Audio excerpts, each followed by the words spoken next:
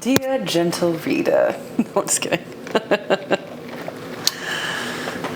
There's nothing more interesting than drama. And boy, do I have drama. That's so stupid. So stupid. So stupid. All right, so Where have we been? it's been 7 months. I literally just looked on YouTube. It's been 7 months since we posted our first podcast, which we thought we were going to be like, oh, we'll do this weekly or bi-weekly, whatever it was. Mm-hmm. And 7 months later. So then why has there been such a big gap? Yeah. So we actually did try to record another episode within an adequate time frame, I'd say. Yep. And in that episode, I think we were trying to talk about like how we met, just like the history of our relationship together. And it went really bad.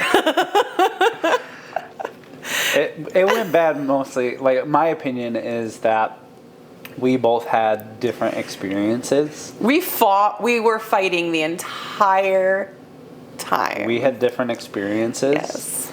We did different things. Mm-hmm. And there were just opinions that we both had about even the other person. And, like each other. Yeah. Mm-hmm. And it just was not fun at all. No, it was like, kind it started off good. Like, there were some there were so nuggets, many good little nuggets in it. But there was too much drama. Anger. There was too much frustration to where, like, even to like pull something out just didn't feel like it would do justice. Because if somebody was like, I want to hear the whole thing, I would be like, no, we you cut don't. it because we were mad at each other. Yeah. We were very mad.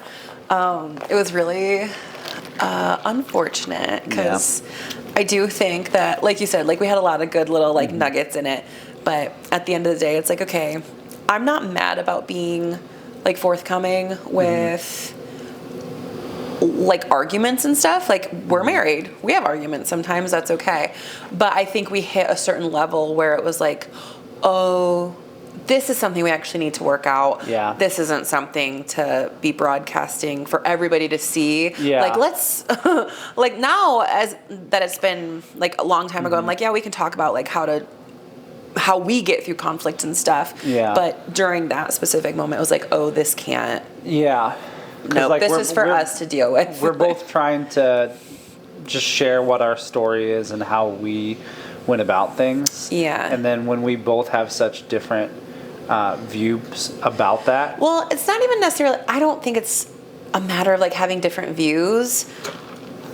Because, like, by all means, yes, we have different perspectives of how things happened and whatever. But I also think we have really different hurts in, like, what took place. Yeah. And just to, like, beat around the bush of, like, vague stuff. Like, Jake used to kind of, I don't want to say, like, mess around, but, like, he would talk to other girls while we were dating. Yeah. And he struggled a lot with like pornography and certain temptations in that regard. And even when we were married, I think you still, what? Is it temptations? Temptations. That's so funny. Temptations. Even when we were married, like in our... When we were newly married? Is that when well, I don't even know how long into our marriage, but you were still pursuing conversations with other people. Yeah. A part of me almost hates being like, Jake cheated on me, because it can lead to such like big ideas of what that looks like. And just for clear context, like, Jake never had sex with another person. You, from what I know, you never met up with anybody. It was all like online based and stuff. Yeah. But still, that issue obviously caused huge problems in our relationship and ended our relationship on many occasions.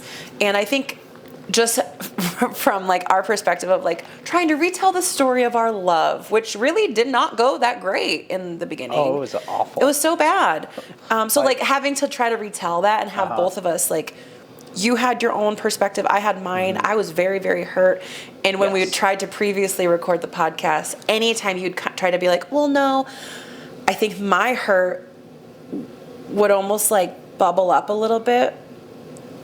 And like, it was almost like the justice seeker in me was like, you're wrong. like, no, I was hurt. This so is I what need happened to me. Yeah. Like, this is what happened to me. So I need to say it exactly the way it happened to me because that matters. Yep. But your perspective matters too. It doesn't matter. I think that's because we talk about it, and I think we had a conversation about it. I don't think recently, but I remember us sitting down and talking about our argument, and like we both came to the realization, or like had to even like both individually eat crow of your experience is your experience, Yeah. and it's not my responsibility to change your mind about it, Yeah. or your opinion, or make you see it differently, because what is for you and what helped you was for you and not for me. And that's not to say, I just want to bring some clarity too. That's not to say that this is like if I bring a hurt to you, you're not going to sit there and be like, well, sorry, that was your experience, I guess. Like, sure, that is my experience, and you don't see it that way, and that's never how you handle it when I tell you that I've been hurt or anything. No, what I'm saying is that what I'm just what letting helped them you know.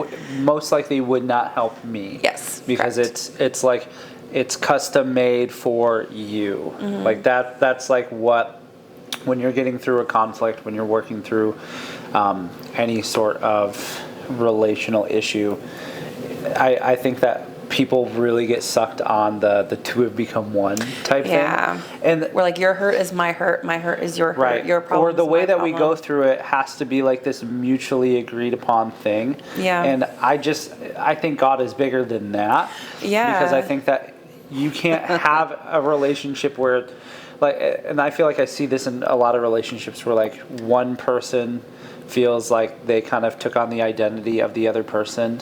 Sure. Like to some degree or some extent. Like try to like mold themselves to be a better partner for that person. Yeah, and that like brings up a lot of different issues, but when it comes through like getting through it, it's still stuck in that like we have to do this together, and we have to have the same tools and the same resources, and God has to tell you this, and He has to like there's if He tells you something, He's going to tell me the same exact thing and in the same way. And I just don't think that's. I think it's limiting to who God is. It's limiting to the character of each person going through it, because then it says here's this one size fits all type thing. And I think it's limiting to like the ideal of like marriage in general too. It's like, sure, the two have become one, but like there's still two completely different brains coming together to make something new. So it's not like I, as the wife, need to conform my brain and my spirit and my body to fit your thing, or vice versa. It's like I need to take everything that I currently have and am right now. You need to take everything that you have and are right now. We need to bring them together to make something completely different that neither of us have ever experienced. And there are things that like you're going to both agree on, like to get through it. Here's boundaries that you're going to set, whatever it is. There's going to be times where you have a mutual like, hey, we are 100% on the same page. But there's also I think that especially when you are trying to grow as a person, like grow in your faith with God, in your relationship with God, in a career, as a parent, even, like it's going to be a different experience because you're unique and I'm unique, and God isn't going to talk to me the way that He would talk to you, because it might sound like a foreign language then, and like God is. And there might even be times where like God is speaking to me and not to you about something, and maybe it's something that like we've been kind of like pushed on, like, oh, I don't really know what to do, and I'm like, I feel like Holy Spirit's leading us in this direction, and you might have to be like, all right, like I haven't had that experience, but I'm gonna adhere to what you think is taking place, and vice versa. Of like, if I'm not hearing something or receiving something the same way that you are, but you tell me of like, I really think that like God wants us to do this, I'll probably be the one to be like, all right, if I don't understand it, like maybe that's okay. I don't have to understand it. But and also I want to clarify. It's been 7 months since we've done the first podcast. It didn't take us 7 months to like come to good terms or like No, to no, solve no. or like solve our issue. No. That was pretty much solved. I will say that was probably like the last big fight that we've had. Would you agree? Yeah. Like, because we don't really, I think we used to fight a lot. We don't really fight a whole lot anymore. We have a lot of disagreements, and like, Sure. I think like we have some of the typical like annoyed reactions with the other. That more so turn into like funny things. Sometimes, of like, I'm right. really Well- bothered by you, but also it's kind of silly and Well, stupid. like we just came from lunch, and like you're asking me to be more aware about something in our life Yes. with our oldest daughter. Yes. I told And- you to be nicer to her. Right. And so, some of the things that like you say, I'm like, I can see. Some of it, I'm like, I don't agree with. Yes. And I'll be straight with that. But then we get to the car, and I say that you're just trash talking me, and 'cause typically I open the door for you. It's been a while, just because I feel like we've just. Like, Oh, we open get in the car door for me. Yeah, open the. Yes. Sorry, I open the car door typically for Ashley. Not in the last. It's probably been about 7 months. So just that's kidding. what it is. I'm That's just what your kidding. problem is. No. No. But like I typically do that. I think like we've just been so like go with some things in our life. And I haven't that, even like, cared. Right. And so then I opened it. That's how it starts. For the car to go to where we got lunch, Mm-hmm. and then when we were getting into the car was when like I go to that side, you stayed outside waiting for me to open the door. I'm like, oh, after you trash talk me, you want me to open the car door for you? Like it turns into something that like is funny, but Yeah, but it's like lighthearted. it was literally like that was the last conversation. We paid and literally walked out just that fast. And then the like, it was just a jokes turned on. conversation. It So wasn't- I think like yeah. our conflicts have changed so much, Yeah, they and have. that like we aren't taking everything personally, or even just No. like that, where like I can hear something where you're trying to correct me on Mm-hmm. something, and I can see to some what I can't see or don't agree with. I'll be forthright and just be like, Yeah. I don't see it or whatever. But I'm open to receive from that. And as annoying as it can be, or even sometimes like in the way that the other person talks, you're just like, God, like stop it. You You're know, like- like You don't like the way I talk? sometimes it sucks. That's Yeah. fair. Yeah. I hate when the ice goes through. Like, Through like the little opening. yeah, I hate it. I'm not Sorry. like a fan of like chewing on ice. Why are you doing it then right now? 'Cause I couldn't spit that one back into the cup. You could have if you tried hard enough. Oh, thanks. You're welcome. I will say This too. has been a good podcast episode. We're about to go fight now. Now we're gonna argue. Yeah. No, I will say too, like when it comes to conflict and just having like healthy arguments together, we say a lot like in the beginning of a relationship, it was trash, it was garbage. Like we were horrible. terrible together, we were terrible individually. Yeah. It was just bad. And I Yeah. think a lot of that came out in the way that we argued with each other of like Yeah. we were both so headstrong and so stubborn and so maybe like victimy and passive to certain regards. But now I don't know, we've been together for a little over 10 years and anytime I think about arguments now, which again happen very few and far between, I just tend to think to myself of like whatever it is that's causing like unrest in my heart about us or about like a conversation or whatever, like is that something that needs to be brought up to you? Is that something that needs correction with Yeah. you? Or is this something that is like a trigger to me that I actually have to deal with on my own? Yeah.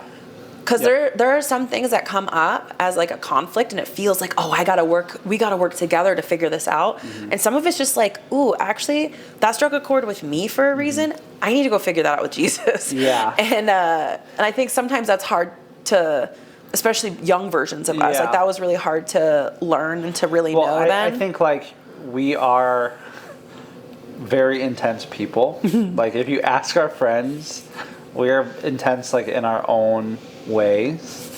And like I'm saying that like as a compliment. Yeah, I'm Like, not mad about it. I'm It's not okay. mad about it. Like I hold high standards about certain things. And I think that adds to like my intensity. And I'm just loud. You're just loud, I guess. I'm just kidding. I don't know. Yeah. That's my intensity. But, right. So I think like I don't want to just like talk us up, but like because of our intensity, it can be intimidating for people. And like because of that intensity, like we both have like this level of like intimidation that we bring to the other person. So that in conflict, especially when we first started getting into conflicts, it was so intense just because of who we were. We were both the female praying mantis. Yeah. And we wanted to bite the other person's head off. Yeah. But like, nobody was backing down. And like we shrouded it behind like maybe even the idea of like we're just passionate people or like right. And if like somebody, I hate that so much of like, oh, we fight all the time just because we care so much. Yes. And like, I think there can be some truth in that, but like, deeply. I don't think if you've been together for 10 years and you're arguing, like having serious arguments that are like crippling your relationship. Yeah. It's time to go to therapy. Like whether it's together or individually. Like need Jeebus. Y'all need Jeebus. But I'll even like take it a step further of like I especially hear it now, and like this to me feels like insecure relationships that think that they are not insecure. Sure. Where it's if I have a trigger, we're immediately talking about it. Yeah. And there's nothing wrong with talking about your triggers. Sure. But I think like my point is going back to what you said of I do the checklist. Do I actually need to say this? Yeah. Is this just for me? Because sometimes if I'm triggered by something that I know I have to work through on my own that has nothing to do with you, sometimes I will bring it up to you, but I will preface it as such of like, hey, I just want to let you know where I'm at with this thing. You didn't do anything wrong. I just want to let you know, like, if I seem a little distant or quiet, like this might be why. But that's just something I'm processing through with the Lord. Like, that's not on you. Yeah. I think bring somebody the awareness of where you're at or what happened. Like I don't know why this is key. Bothering me so much. Like that's you say that a fine. lot. Well, not really much anymore. Of like, but when we do have arguments where you're like, I don't really know why I'm feeling this way, and in the past that used to drive me nuts because I'm like, what do you mean you don't know? Are you saying you hate me? Are you saying you don't want to be with me anymore? And you're low-key like, to say that I'm not the problem. I feel like the problem right now. Yeah, like that would cause me such an insecurity, and you'd be like, I'm literally just saying, I don't know, and I'm just trying to figure out. Yeah, because I think some of it feelings. is just that like sometimes the triggers are so small. Yeah. And like when they're that small, you're like, I don't have the moment to like pull of like the experience because like what you're doing is fine. Like you're not out of line. You're being like safe. You just said something that like to me rubbed me the wrong way and like hit me wherever it was, whether I'm angry or frustrated or it's bringing up all the like feelings from when you're a little kid. And I think like, more men need tips on how to even communicate some of that though, because like I think it is very common for men who like if they're offended or hurt by their significant other just to like have a shutdown of like I am now closed. I don't have the energy to talk to you anymore. I don't have the energy to like keep this conversation going, so I'm just gonna be done. And I can understand like needing to tap out and stuff, but even just like the littlest communication or like awareness of being like I think it would have helped us so much early on in our relationship. Like if you would have even been like, hey, I'm going to take a minute here, and I actually don't know if I can revisit this today. I don't know what I'm feeling, but it isn't my best. And I just think I need some time to like kind of navigate how I'm feeling. I think the first issue is that the conversation about feelings is about the reaction and not about what feelings actually are. Yeah. So to me, when I hear men, they typically are talking about like being angry or crying Or punching a sad. hole in drywall yeah, or like something. more of the blowing up reactions. Like they all have to do with, to me, like that is a reaction. That's not necessarily a feeling. Sure. The feeling is your body's response to some sort of past trauma, some sort of past hurt with it. And I think that is where I think a lot of men lose it, is they're not focusing on what is important. They're focusing on a reaction, because then they blow up, and then they might even say like, I don't know why I blew up, or like why it got like so that volatile. And I do see a lot of women that are even starting to make excuses for men and Who do have those kind of like Right. outbursts and stuff. And- but even that, even in the moment of like, I don't know why I did that. It's like, cool. If you did punch a hole in a wall, that sucks, and that's really unhealthy, and I do think you need to process that with somebody. But like, Sure. even in that moment of like, I don't really know why I did that. I don't know what brought me there. It's like, okay, cling to that question. Like, Well, let's it's go from funny to there. me- Like, yeah, let's find the why. So like it's funny to me that men like to portray themselves as like really intelligent. Like I do. Like I think they do. I think like And every woman in the world said, amen. like they're like, oh, like if a man was having a conversation, they can stay on the same topic. And like that's not to say You like, just won over all the feminists out there. They're like, finally, I a know. man who gets it. but like they have this portrayal of like, if I can just one track mind this, if I can they want to say like, if I can communicate simply, like grunting yes no, like they want to kind of portray it as intelligence. But I think intelligence, especially emotional intelligence, is something that men don't seek after, because they'll get volatile, just go, I don't know, and then they never want to go through that. They never want to go through the process of discovering Well, it. So also then they having want emotions and feelings is that's so just many part- people well, have told part them of that's the, weakness. That's part of the human experience, and I get it. Like some of it is culture, some of it is unhealthy church culture when it comes to masculinity, because I think that Jesus' masculinity is very, very different than masculinity that is pushed in like. I feel like conservative Christians think of like Jesus, and they're like, well, it's okay if I get mad because Jesus flipped tables too. Right. And it's like, oh yeah, but he did it a lot more. Well, there's like, and then like, especially like the world culture, they're like following Jordan Peterson, which like he has some good things to say. Sure. But I'm like, they want to hide behind like the philosophical, again, like they want to seem intelligent, where they're like, I can like look at the story of Pinocchio and be like, oh, it's all about becoming a real boy. John Adams You once know, said. yeah, John, yeah, this president said this thing, and so then like they're hiding behind the psychological reasoning. A lot of it is political, which I think is pathetic, because politics is just a dumb game. Then you get like the Andrew Tates, the Mark Driscolls, like all these like, I would say fragile masculinity. Like pushers, Sure. like they're all these things that they're kind of pushing forward. Even with some people like saying like Jesus is number one. I don't see Jesus in the way that they portray men. There's very few. And who? Like I would the just Andrew say Tates like, of the world? Yeah, I would say them. There are some Christian leaders that like the second I hear them talk about masculinity, like I'm kind of up, because I don't think masculinity is something that we need to define. I think God has already defined it. Yeah. And you go through that like by yourself. Yeah. Like clearly, like the Bible, like Abraham's story is literally like, get out of your mom and dad's house. Yeah. You're gonna figure it out with me. Yeah. And so that is part of that. But then it's also in community. I just It's think both too, of those like, things.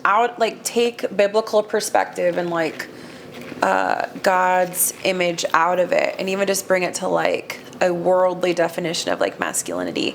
It's like, I feel like somebody who, like a man who treats a woman very kindly and with a lot of respect,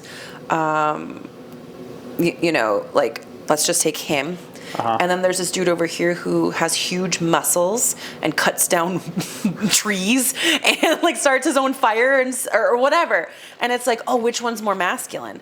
This dude, obviously. But it's like, well, hold on a second. Like, just because certain men don't carry certain traits that are like very society norm masculine, like it doesn't mean that men don't carry their own levels of like masculinity in different ways. Like you're gonna sit here and tell me that like respecting and honoring a woman isn't healthy masculinity? It absolutely you is. know, like getting consent and making sure that a woman feels safe and respected, like that's beautiful healthy masculinity without getting like an ego about it or whatever. But I don't know. I feel like society just like deems men as needing to be so much more on like a physical dude bro ego level in order to be like masculine. But I don't think that's like genuine. I don't think that's part of it. To me there are a lot of layers to it where it's like the push is to ignore your own experiences, and you hide it under the value of other people. And so then I think it creates codependency in probably most, if not all, relationships. Because the push in church culture and the push in world culture for men is become really, really prosperous, make a lot of money, have status, whether that's famous worldwide, globally, or locally. You're a Viscount. An Earl. But then it's also just based around what I would define as like it's just based around sex. I think it's based around how many kids you have. Can you bag a woman to like, in some ways trick her to marry you so that you can have spawn? Like it's so funny to me just how, and that is the way that it's kind of defined, is like there isn't this like being a person or being a man of integrity and honor. And it's about what can I get? Because then if I'm prosperous, everybody thinks I'm all right. If I am having all these kids or having some kids, they're also going to think my relationships are all right. And then the cycle just continues because the belief is if I provide something, I'm worth something.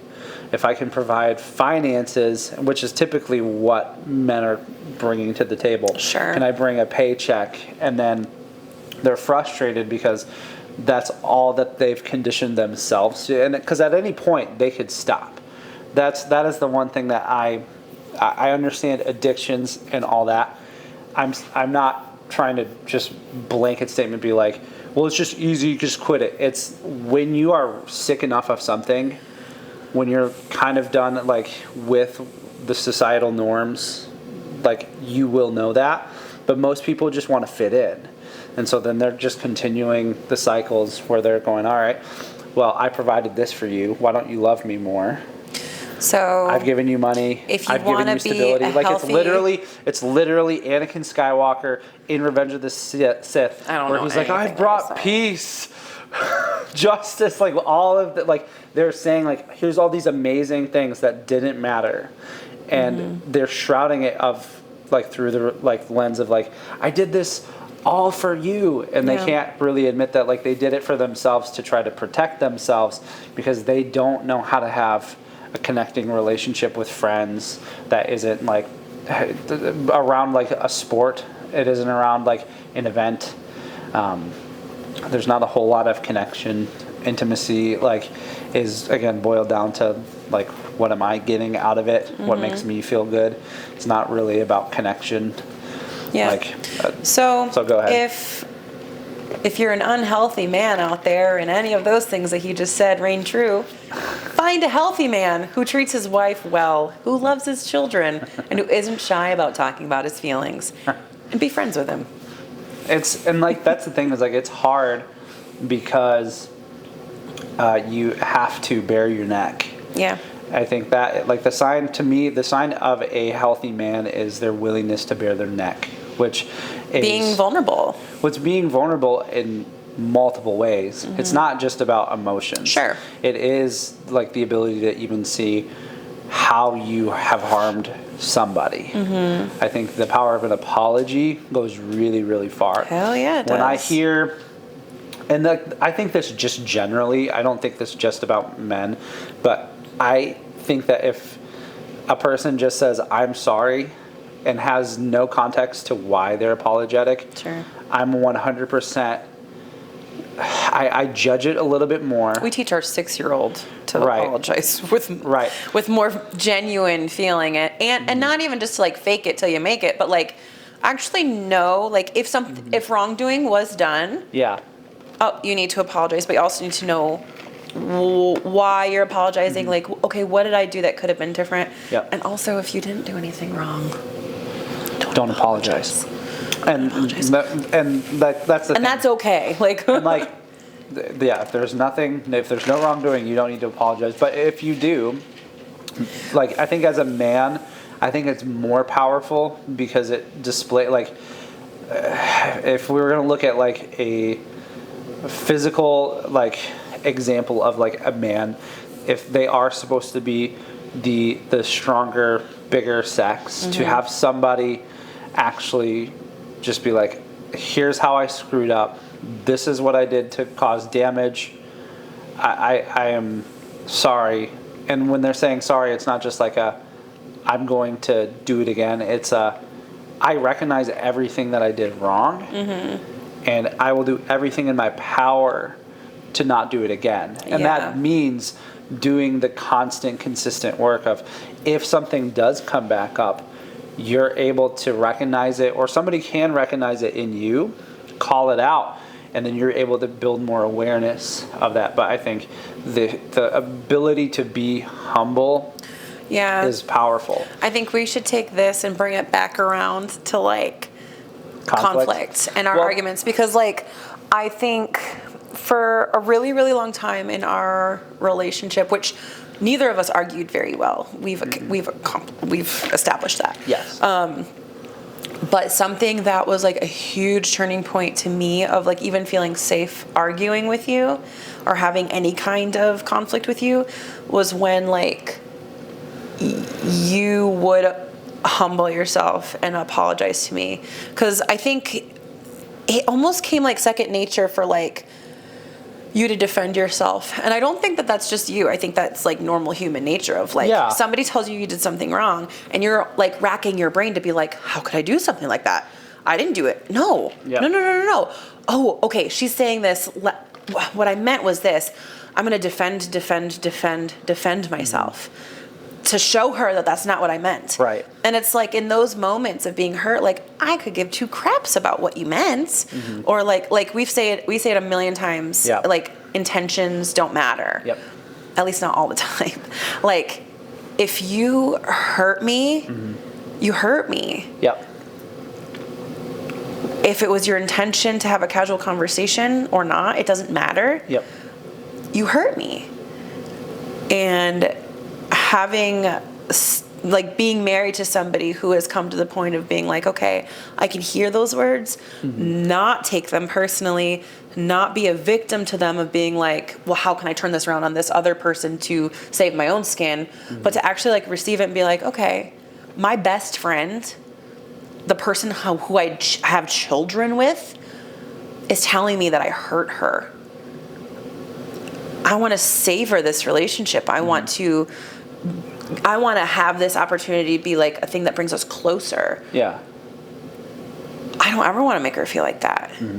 I'm so sorry for doing that and like for causing this feeling, whether it was an intention or not. It doesn't matter. Whether it was a huge mistake or a little thing, like it doesn't matter. And I think when both parties can like come to that point of like remove yourself from your own perspective, put yourself in their shoes and focus on like what really matters, which is connection.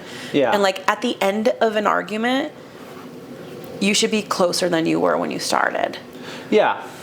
Yeah. And that's not to say that like arguments don't need to be pretty. You're not gonna feel it either. You're not gonna feel like a deeper connection. Sometimes it might take a few days even to be like, hey, we had this big fight. Maybe you did apologize and I forgave you, but I still needed some time, because I get like that sometimes too. Where like, depending on how big the issue is, again, not so much anymore, but in the past with like bigger arguments, I feel like you'd apologize and we'd talk about it, I'd be like, okay, I forgive you, I love you, like, Yeah. but I kind of just still need a little space. Right. Like, I just need to kind of like I have wanna my own time. Right. And that's okay. And then Yeah. like usually it would be like 2 or 3 days later, it would be like, What's hey, up? hey, How's it going? I love you. And we're like, it sucks that happened, but Yeah. there's no way I'd rather argue with and you. and every person is different. I think that like it's not common for me to hear of men and their humility when it comes down to like a conflict. They typically Sure. ignore that. But in a relationship, like for us, I can see one party being, even flip-flopped, where it could be the husband or the more masculine figured person to be like, I need some space. Yeah. Like, and there are times where like you do need that. I think we both have shared that, but sometimes the common traits are flip-flopped. It's not like I lean like this because I am a woman. It's not like a super straightforward black and white thing. No, everybody has their person own is different. responses. I Like think- for a long time, I would just leave. Yeah, you would. I would just be. I also was like, I was an avoider of conflict at all costs. Like you said before, like we're very intense people. We were very stubborn with each other. Yeah. But like for me, early on, I would avoid conflict like the freaking plague. Yeah. Like if I even started to feel it bubble up, I'd be like, oh, I'm gonna leave. Like I'm done. I'm out of here. Yeah, and screw then this, you would get dude. so mad of like, no, we're gonna argue this, and I'd be like, Yeah. no, I just need my space. But it was very much like Right. it was not I need genuine space. It was more of like I need to avoid this at Yeah. all costs. Yeah. And obviously, like that's something that I've If I don't worked through. if we're going to argue about this, and I don't want to argue about this because I then have to take some responsibility in this. yeah. Like, I think that's I the think- hard part. It wasn't even, at least for me, it wasn't even a matter of like taking any responsibility or like being afraid of taking responsibility. I was afraid of like the climax of arguing. And at that point, we did not argue healthy. Yes. Like, it usually ended with a fist through a wall, me sobbing, screaming at you, and like that heightens intensity was so toxic and so unhealthy and so unsafe, not just from you but like from me too. Like Yeah. it was both of us, and that was the thing that I wanted to avoid. Yep. Like it was maybe like 2% not wanting to take responsibility and like 98% of like this is scary Right. and not fun, and I would much rather be dissociating for the rest of the evening all by myself walking around Meyer than Yeah. to be here with you screaming. Right. And I'm just glad that that's not what our arguments look like anymore. Well, and I think a lot of men like feel, and because this has been their experience, is dismissed, or like their experience doesn't matter, and I think that's why they make it so much more about the reaction than they actually do about what is really going on. And like even in some of the argument, like you can hear like, and like we still experience this from time to time where it's like we're trying to and is like get the details, and if I just talk about like the details, like maybe that will help me figure out like where I'm feeling. Like, I don't know what you're talking about right now. like if we're having a conflict or like a disagreement, like we had one the other night, like I'm just saying details and then you're reiterating back to me like I know what happened. Like, does that make sense? Yeah. Like how we just like if we have a conflict, you'll walk like you will verbally walk through the entire situation leading up to the conflict. Yes. To like narrate the whole thing. And I'm low key like, bro, I was there. I Right. know. Right. And I so- don't need a play by play. So, right. So- let's talk about the issue. And then you'd be like, so anyway. Yep. Then I walked in. I'm like, oh my gosh. I Right. know. And so for everybody out there, it still happens. Yeah. But it's something that like I'm processing through. I'm working through it. Because I don't think anybody can perfectly argue. I think that's like part of it is like arguments are meant to draw out things that are not good in you. Yeah. And the other person. Yeah, and the other person. Yeah. And then you have to work through that. So it's drawn out, but it's like that's where I think men get focused on the reaction, because then they're getting so overreactive because they're just circling around a topic, and then it becomes about the other person not hearing, which I don't think necessarily is true.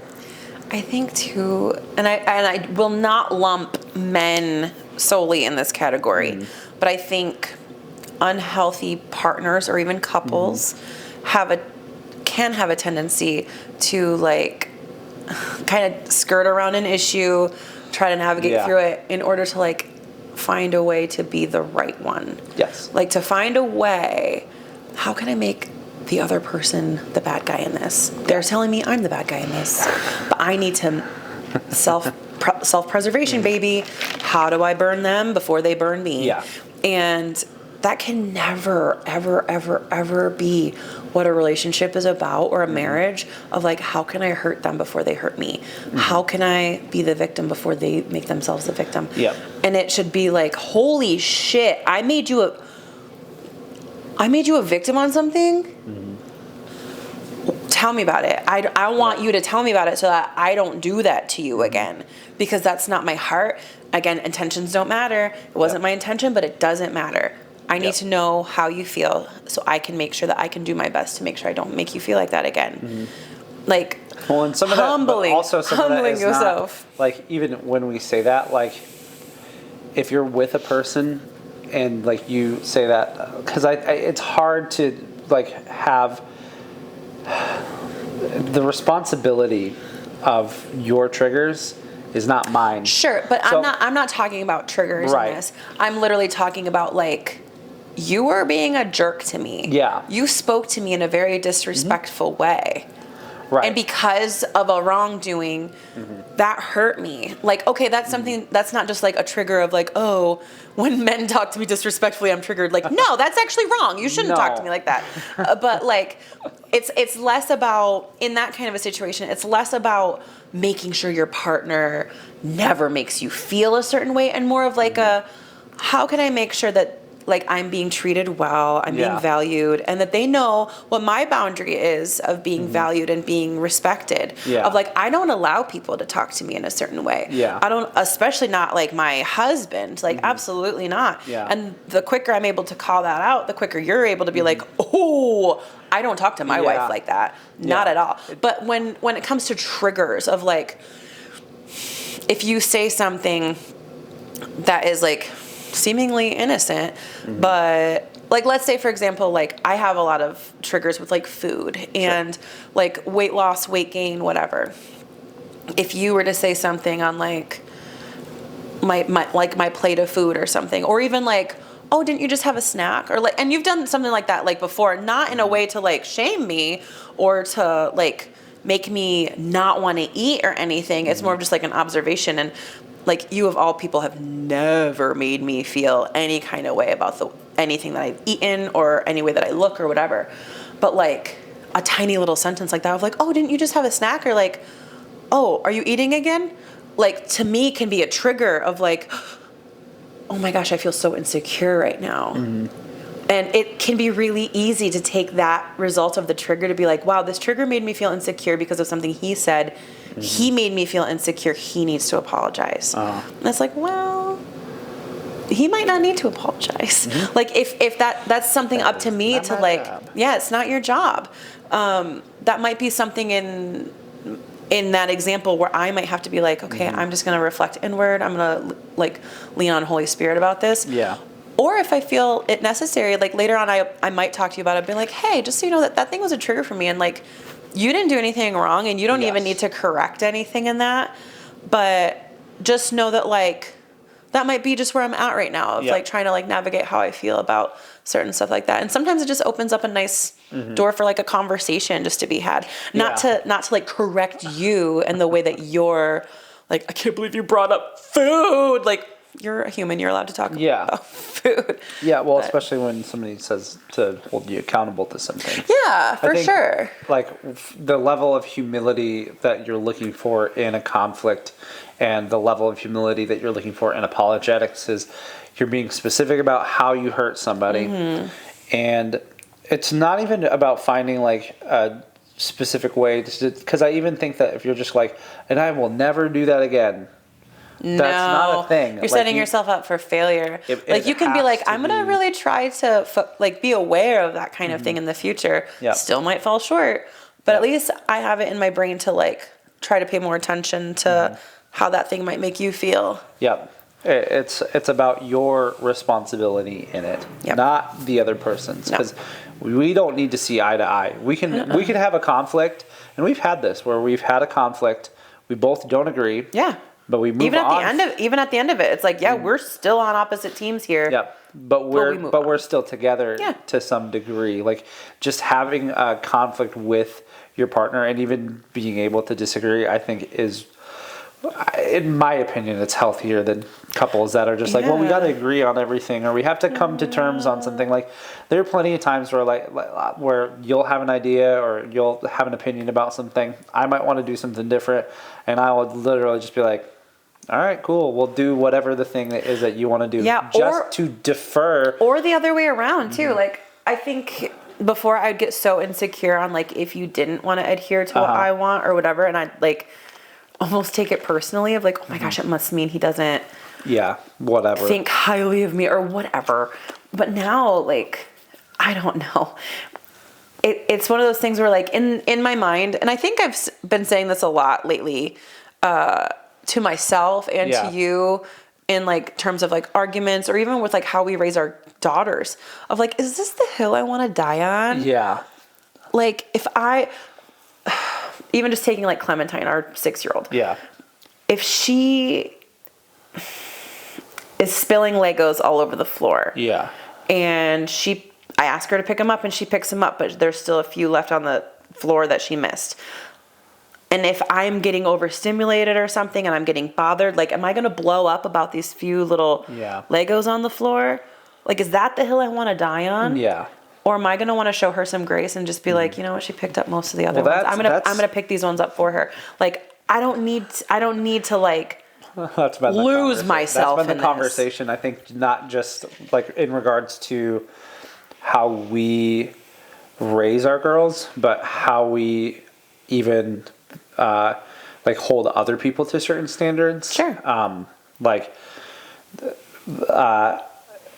I've said it a couple times where like one of the grandparents will like maybe go overboard on like how they communicate with our girls. Sure. And like I'll listen, like they'll just say like what happened, and then I might just be like, that's a really weird way to respond, or be like, they're 6, you're in your 60s, like you've been here longer than they have. Like some of the way that I'm explaining it to them, I'm like, it should be obvious. Yeah. But their generation and what we're trying to break in our generation is that we're not overreacting to little things. No. And we're giving each other the grace of like, they might not know. They don't get it. And like I'm not going to be mad at them for maybe overanalyzing or overreacting to this thing that I choose to not die on. Mm-hmm. Like I'm not going to die on the hill that she didn't eat her peas at dinner last night. Like I don't care. Yeah. Like it's fine. I'm not going to have a deep discussion with her about peas, or whatever it is. Or send her to bed, like yell at her over like something where you're like something small. You break it down, like if you broke down a lot of the situations that people overreact with just for the sake of again being right. It's almost like habitual assertive. Too, I think. Yeah. Of like I think too, there's been like certain things that have come out in my parenting and I think in your parenting too, where like, at least for me, I've had to stop myself like mid-sentence almost and be like, actually I changed my mind right now because I was going to tell you no on this out of habit, because when I was little in this kind of situation, I would be told no. But as I'm thinking about life in this very moment, I don't see a reason for no. Yep. Aside from just having domination over you. Right. So I'm like, that's so stupid. Yeah. I'm like, that's so dumb. That's it. Like even like little things in the morning of like, hey, can we listen to songs? My first instinct is like, no, it's too early. Mm-hmm. But then I'm like, but this will wake them up and get them energized, and it's fun and it's happy. Like, and it's not a screen. and it's not a screen. Like, who cares? Yes, play the music, do the thing. Like, it doesn't matter. I'm not gonna die on that hill. Like, if you force your hand so much with a person, like, and there's a big difference between like discipline and just being a dictator. Yeah. I think that is part of just conflict in a relationship too. Is like, there is a difference. Like, when we're talking about, like, you're like, you've never made me feel this way about my weight, but you've asked me to hold you accountable. And certain things. So like, there's a difference. Like, here's discipline where you're trying to hold a standard for yourself. Mm-hmm. And then also what we in our home allow. Like, this is the standard that we have. I feel like there's been like a couple times lately too, like with you, where like something will come up and you'll tell the girls no on something, and I'll literally look at you and be like, why? Like, why not? And you're like, I don't know. I'm like, that doesn't seem like a good answer. Right. I'm like, just do it. Yeah. Just do it. It's fine. It's fine. You go into debt faster, but. And that's okay. I was thinking about the popsicles. They asked for a popsicle. I know. And it was a Diet Coke popsicle, like no sugar. We made them, no, whatever. They had them earlier. I think that's some of it is that, like, we've had it as like a standard of, like, if we do a treat in the afternoon, we try not to do one at dinner time, so that we're not. That to me wasn't a real treat. It was, if it was like an actual popsicle, like a full sugar popsicle, I'd be like, yeah, that was a treat. But this was a whatever. This is a 0 cal, 0 sugar treat. It doesn't matter. This isn't the hill I want to die on. No. But I think that's just conflict in general. Is like, what hill do I want to die on? Because I don't think there's any hill that we should die on typically. Yeah. Like, it's not to say that we shouldn't hold standards or like in our household, this is what we do. This is how we conduct ourselves. I think everything that is the way that Jesus would walk, talk, how we would treat people, etc. Like, that is the standard. Mm-hmm. Like, that 100%. If I am walking outside of that, like, even like the Jesus flip tables thing, to like make an argument for like why you can be violent. Yeah, why you can be mean or violent or whatever. Like, I'm like, okay, that's part of it. Like, there's a side of God that, like, we read that's like very Old Testament. And I go, okay, well, like, everything has to be through the lens of, like, who Jesus is, because he is the mankind representation of who God really is. Yeah. And so there's a bigger picture to that. But if I am treating people in a way, like, especially my close circle, if I'm treating my friends, my family, my kids in a way that is being a dictator, then I'm not being like Jesus. I'm not living out God's best for me. No, for because sure. the fruit of the Spirit is all of the fruits of the Spirit, not just one. We don't get to pick and choose one. Yeah. So if I am, going, well, I was at peace today and I got to scream at people, like, I was angry. Like, feelings are valid. Sure. But are we acting and behaving outside of the nature of Jesus? Yeah. If the answer is yes, then you're lacking in some area, and that is where you and Jesus, or you, Jesus, and a therapist can work through things. Yeah, for sure. And you can get good advice from friends. I just think that you need more sometimes. You need the just, right. I don't suggest just going to a pastor, because I think that they don't have. You need to all have of a good pastor, a good therapist who is licensed and certified. Yep. And you need a good, like, genuine friend. Mm-hmm. Like, I think men need really good, healthy representations of godly, healthy masculinity. Like, that kind of a friend to you. Like I said before, it's like a friend who loves on his wife, is respectful, is safe, is in touch with his feelings, but is also, like, in touch with his masculinity. Yeah. Like, find a friend like that, husband. Yes. And then wives, find a friend who does the same for her husband, like, is super respectful, who doesn't talk crap about him behind his back, and who also, like, loves herself and knows her own worth and knows the worth of her significant other. Yeah. I think it can be really easy for women, especially wives, to, like, come together and maybe just have like little bitching sessions, excuse my language, but like just having oh my gosh, this thing, this dummy, he whatever, and it's blockhead. like, yeah, and I'll totally call you a dummy sometimes, but more of like ironically, sure. because we're being silly. Sure you are. But I wouldn't I'm serious. I don't think I would like go to a close friend and be like, he is being such a, whatever. Like whatever it is. Yeah, because that to me, I'm like, well, that's something that me and Jake will figure out together thing, if that's genuinely how I'm feeling. It's like if you go and you gossip about that person, and then we make up, that other person has this terrible perception of you. I might go to my therapist and say stuff like that. Yeah, but that's but I think but not my getting counsel or like airing your frustrations. It needs to be in a safe place. Yeah, non-judgmental, very unbiased. Who's not going to view the other person in a whatever kind of way. But yeah, all that to say, men, find a good friend. Women, find a good friend. I think, and a good pastor and a good therapist. My thing with men though is that it's going to be really uncomfortable. I think it's really what's going to be uncomfortable. Having a friend that's like that, sure. that you can be really honest with. Yeah. And who's going to hold you accountable? I've sat with a few men, and when I tell them that they are the person who's the problem, I first off they usually stop talking to you. I do not care if they're offended. They stop talking because they usually don't want to hang out with you again. Right, but that's the thing is I hold a high standard. Yeah. And the people that I glean from hold a higher standard than me. Yeah, for sure. That's the thing is like I might not talk to some of those people every single day, but when I'm gleaning from them, the way that I see them growing with Jesus, growing in a relationship with their spouse, with their friends, even where they're going in life, I can look at it and go, God is on their life. Yeah. They're growing, but dang, they hold a high standard. Yeah. And so for me, I'm going to continue to run with that because I would rather hold a high standard. And those people in your life have held you to a higher standard too. Yes. Like, we've had some friends in our lives who have seen us at our worst. Yes. And who have seen us literally in the midst of crumbling. Yeah. While with us. Yep. And in those moments have held you and I both to a higher standard of yep. why is this thing happening? Let's really talk about it. Let's dig it out.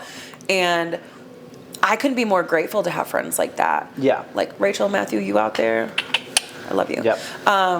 But honestly, I think having people like that in your life who will be like, hey, you kind of don't seem like yourself. At least you don't seem like the you that I know you to be.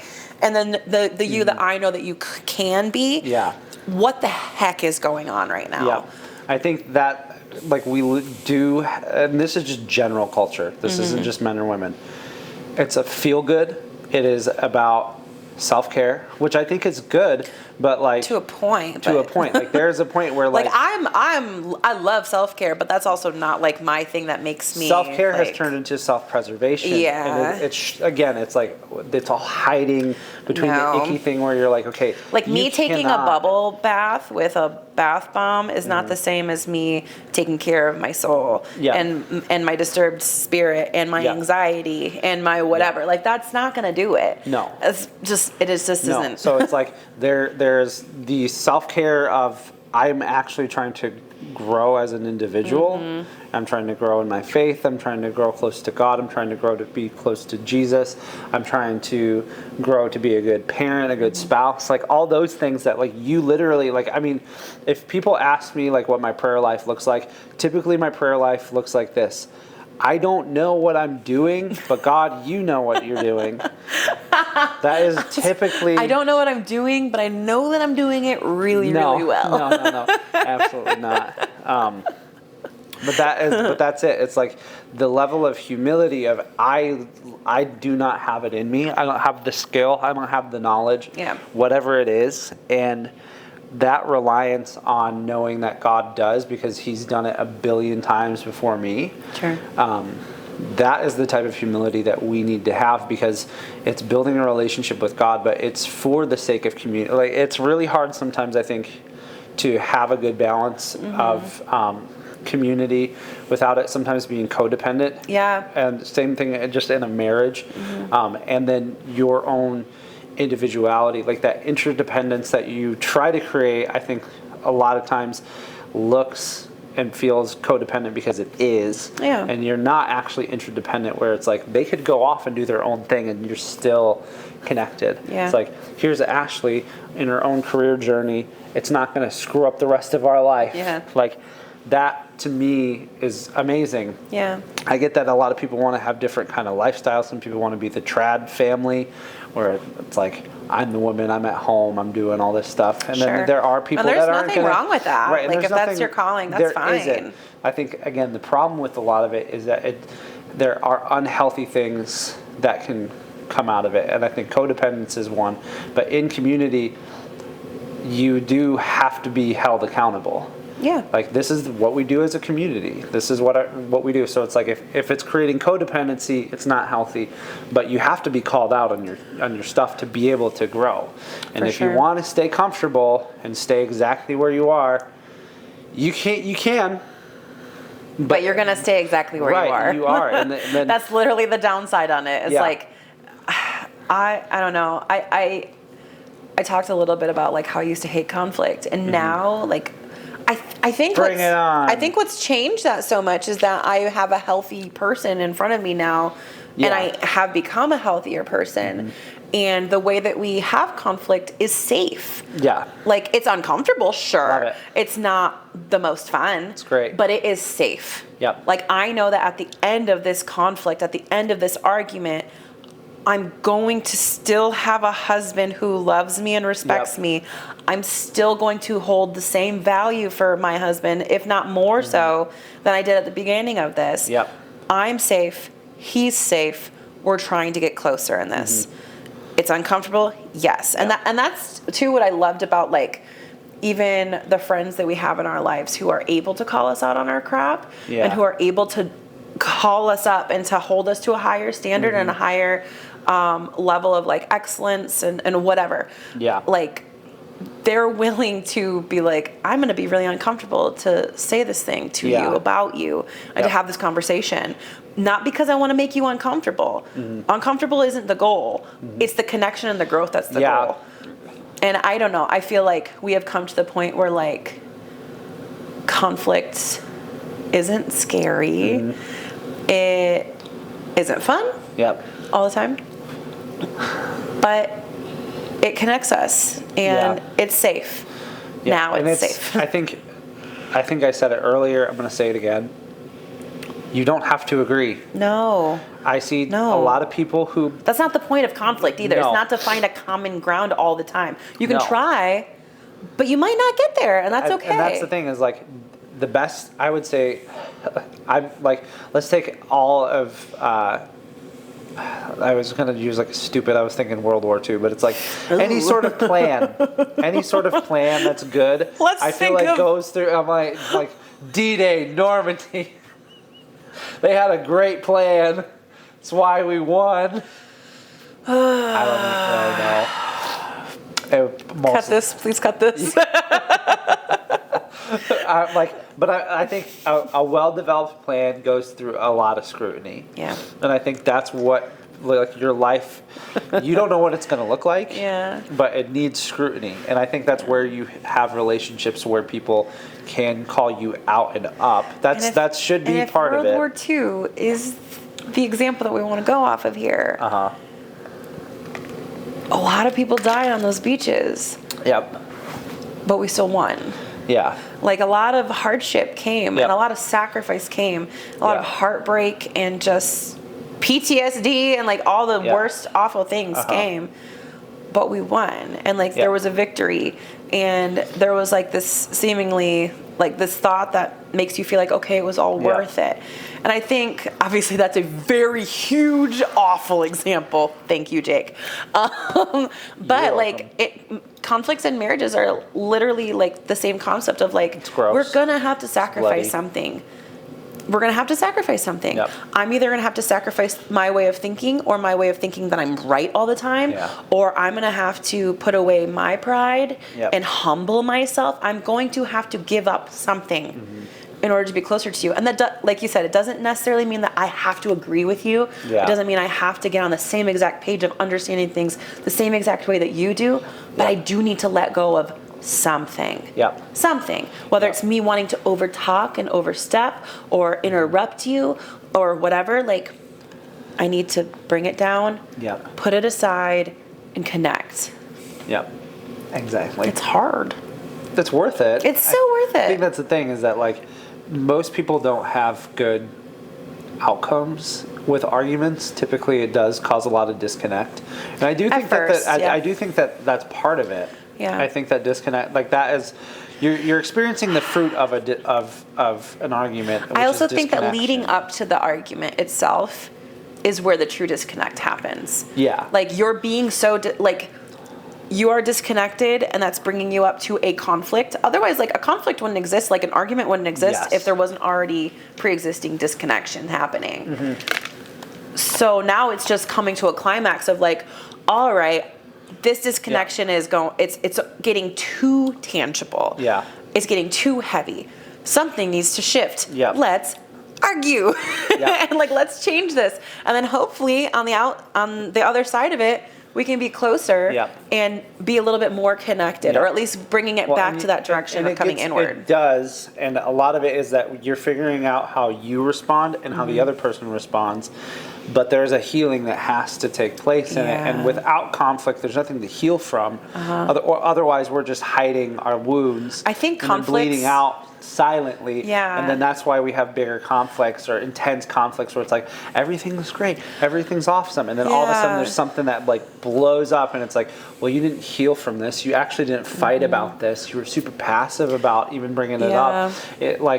At what point are you going to let yourself be heard and the other person be heard so that you can heal in a relationship? Because if you don't talk about it, and I get it, for some people it's like, I need to bring it up immediately.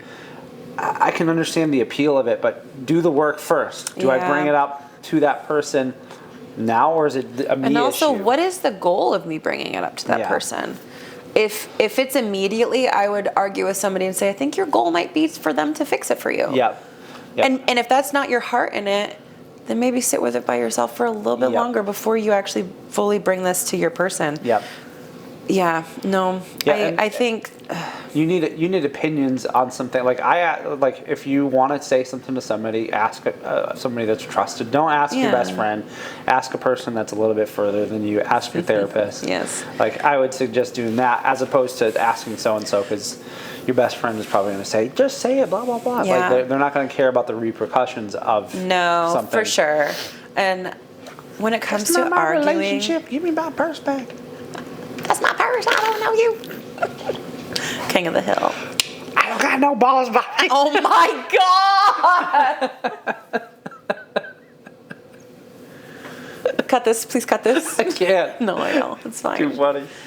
Whew. Anyway, I think when it comes to, like, arguing, if each individual person could literally just, like, get out of their own heads and put themselves in the shoes of the person that they're with, I think conflicts wouldn't be so scary for people. Yeah, maybe. And, like, if I knew that every conflict that we had, your whole goal was to, like, try to empathize with me, I'd feel so safe talking to you all the time about, like, my stuff, which, like, I do. So, but I can, like, just imagine certain people, like, even just, like, certain couples in our life where I'm like, man, I wonder if they feel like that. I wonder if they feel like if I say this to my husband, to my wife, whatever, they're going to cherish it. Yeah. Like, they're going to hold it safe, and they're going to really hear it for what it is and not be triggered, not be on the defense, not be victimized, not turn it around, but to actually, like, care for me. And I think that's, like, the biggest thing too, as, like, married couples. It's like, yes, you're two individuals, the two have become one, whatever, but you are a team. And, like, if one player on the team of two is, like, not doing well, you should really give a crap as to why. But that's the thing, is, like, the two have become one. You are separate, but I think because we're so wrapped up in ourselves, if one person isn't doing well and there is no like talking about it, your relationship actually isn't doing well. No. I couldn't imagine not doing well and not talking about it. The example would be it's like you're the same person, you're sick, why aren't you taking care of yourself? Yeah. Like there's just, I think that like conflict is supposed to end up with more healed individuals, more connection, but it is the lie that I think that a lot of people believe is that if I bring it up, I'm an inconvenience. If I bring it up, we're creating a problem. Shut up. Like, shut up. There's so You're not many an inconvenience. You married somebody. They married you Yeah. to get all of you, not just the pretty little parts that look nice and white. Like, they married the gross parts too. Yep. It's fine. They'll deal. Yep. And if they don't deal, they're no, I'm just kidding. Just kidding. No. If they don't, like, it's their responsibility to fix. Yeah, that's on them. And that's something, again, you need a community, you need to go through processes in order to make some decisions for yourself. Yeah. If that's space, figure out what space looks like. Yeah. And it's gradual. It needs to be, but it's like if you are not doing it within community and just making a decision that's, maybe seemingly like the right decision, you might be doing more harm than good. And it's not about just you getting what you want out of it. Like, it has to be healthy. It has to be safe. Yeah. But again, you have to then make those next steps in community. Yeah. You can't. But conflict is. Do you want to check the camera to make sure that we're good on time and stuff? This one's good on time. Looks like this one stopped, which is stupid. 35 minutes in? Fuck you. Cool. That's fun. How long have we been doing this for? Over an hour. Hour and 11 minutes. All the audio's on this, so we could just do an audio episode. That's fine. And then just take like little clips as needed. Yeah. Why the fuck did you turn to standby? Your battery is still on. This happened last time too. And that's why I asked you about audio, if this would still capture audio. And I said in this camera it will. Oh, because we're recording okay. in this camera. Got you. So why don't we just wrap it up? Yeah, we can wrap it up. Cool. My camera's off. We have 35 minutes of yours and fun. What? Battery. So now it's the battery. Okay, great. Oh, well. All right, well, all that to say... Relationships are hard. Yeah. I'm like, what's the full message here? Yep. Yeah, relationships are hard. Be a safe person. Yep. Don't focus on whether or not your person is being safe for you. Yep. Focus on you. Yep. You can't change them. You can only change yourself. Be what you want to have. Yep. If you want safety, be safety. And, hopefully the other person adheres to it. If they don't, then, like you said, it's like maybe some decisions need to be made and maybe some help needs to be, received. Yeah. But yeah. That's it. Love each other. Be safe. Spay and neuter your dogs and cats. See you next time. Bye.